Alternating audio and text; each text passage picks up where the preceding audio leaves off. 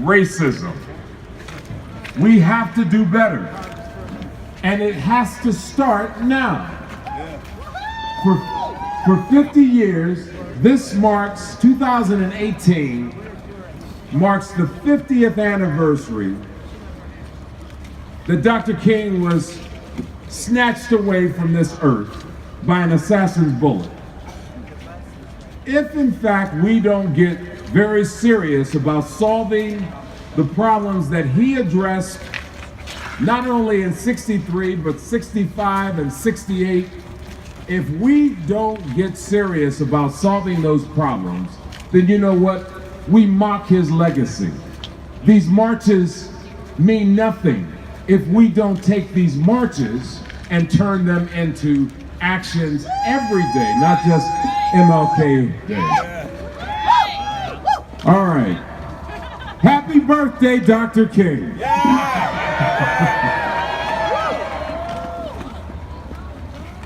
Thank you. We should say thank you for coming out and dealing with this cold. We're going to be efficient and get you into some warmth over at Music Hall. But as I told the folks down at the Freedom Center, it's important that we don't let a few snowflakes and a chill in the air stop us from marching for justice and truth and honoring this great American, Dr. Martin Luther King Jr.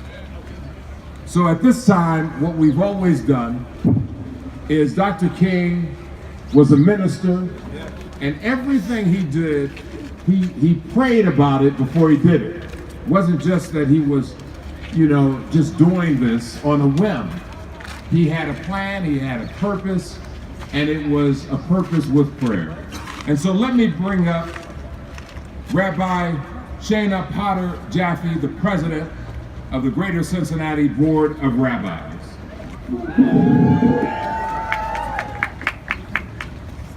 Good morning, friends. It is an honor to be here with you on this snowy morning. A rabbinic colleague recently shared with me a document that she had found from her synagogue, Temple Emmanuel, in Worcester, Massachusetts.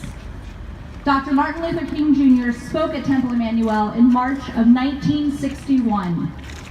The sanctuary was filled to beyond capacity to hear his words. At that time, Dr. King spoke of his vision for the future and our role in it. I quote Dr. King, "There are some things within our social order to which I am proud to be maladjusted. I call upon people of goodwill to be maladjusted. I never intend to adjust myself to the evils of discrimination. I never intend to adjust myself to religious bigotry. I never intend to adjust myself to economic conditions that will take necessities from the many to give luxuries to the few. All right. For you see, it may well be that the salvation of the world lies in the hands of the maladjusted.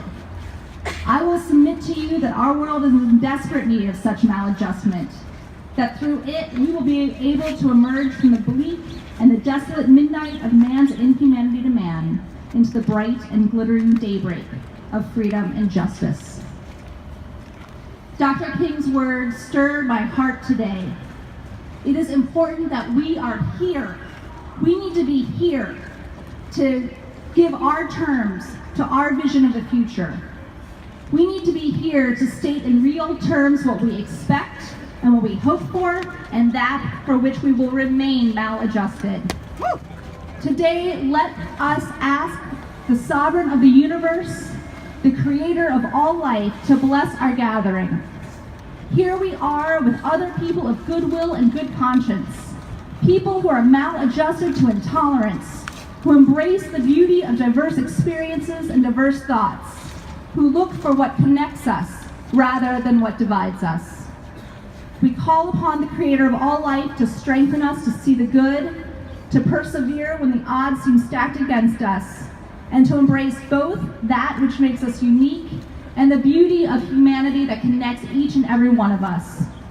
We call upon the Holy One that we are able to see the beauty of the divine reflected in each and every person, and to remind ourselves as we honor Dr. King's legacy of our shared hope for a brighter future, and indeed we can bring that future to reality. And with this, we ask for our gathering to be blessed by the one who blesses all things. Amen. Amen. Thank you very much, Rabbi Jaffe.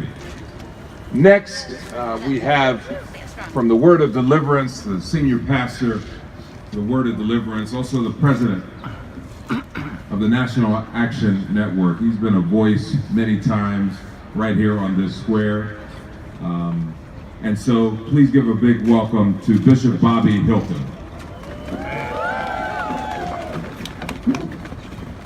Good afternoon, everyone. Good afternoon.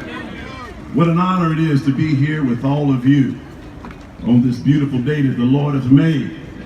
And we've come together and we stand together and we declare that the dream shall never die. It shall come to pass. Are we still believing that? Are we still believing that? We shall believe it forever.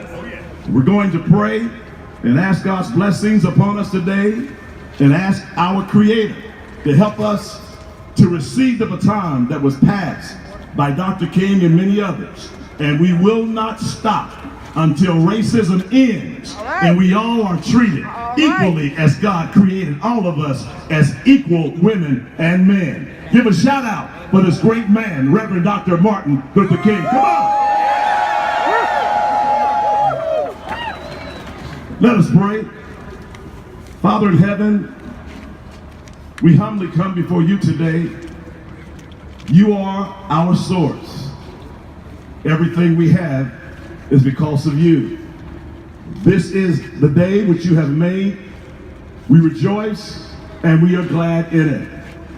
We humbly come and we thank you, O God, for the many men and women that have stood for others, that have stood for the rights and for the justice of so many.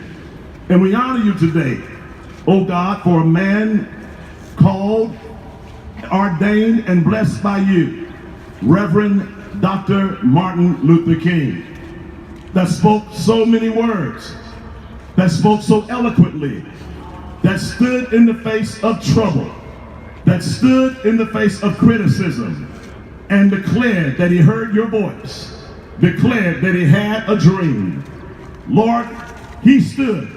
Lord, he spoke. And now we stand. Now we shall speak. The dream shall never die. Many things are happening in our land.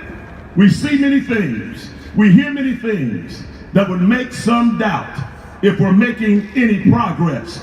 But almost 50 years ago, your man, Reverend King, declared that he may not get there with us. He declared, but we as a people, we shall get there. We shall get there. And we stand today declaring we shall get there. We shall get there. Equal rights for all people. Justice for all people. It shall come to pass. It shall come to pass. The dream will never die, because not only are the words in our hearts, they're on our lips, and we shall stand until we see racism end, and every man and every woman treated as God's creation. We thank you for it. Bless this day. Bless this day. Bless this day. In Jesus' mighty name we declare it. Amen and amen.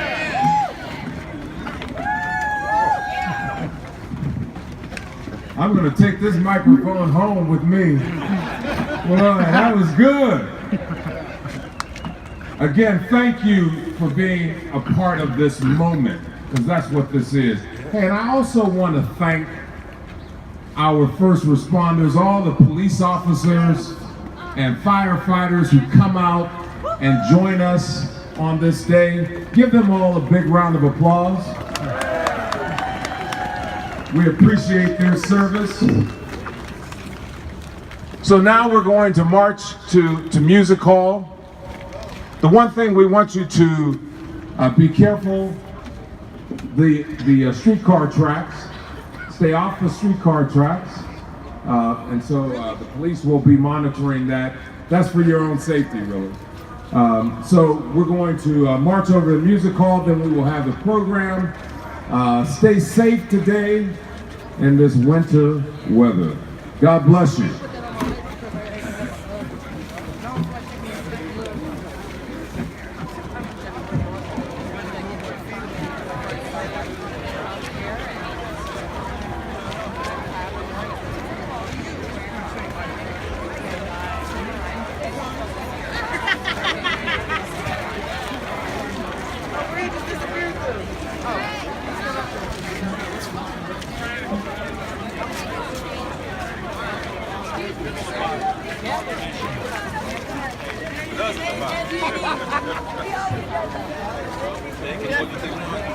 I'm bringing it. Hey, Lisa, I'm bringing it. Every bit of it. Yeah, the banner's supposed to